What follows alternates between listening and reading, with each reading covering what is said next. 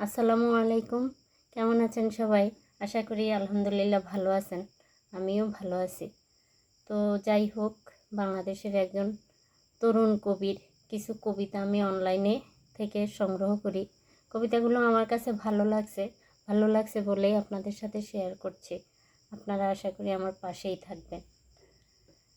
আমি পারি নাই সময়ের স্রোতের সাথে নিজেকে বদলে ফেলতে। আমি পারি নাই স্বার্থের টানে নিজের বিশ্বাসকে মুছে ফেলতে। আমি পরাজিত নিজের কাছে, পরাজিত নিজের বিবেকের তরে। আমি পারি নাই সমঝোতা করতে লোভী মানুষগুলোর মানসিকতার সাথে। হয়তো তুমি অট্ট হাসিতে ভিন্নভাবে সুখী অনুভব করছো স্বার্থ জয়ে। হয়তো তুমি নিজেকে বিজয়ী ভাবছো সঠতার সাথে আঁতাত করে। আমি আমার জায়গায় আমার বিশ্বাসে নিজেকে বিজয়ী ভাবতে শিখেছি।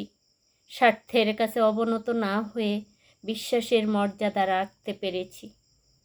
আমার কাছে যেটা পরম সুখ, তোমার কাছে সেটা দুর্বেদ্য। আমার কাছে যেটা সুখের বিজয়, তোমার কাছে সেটা অদৃশ্য। থ্যাংক ইউ সবাইকে।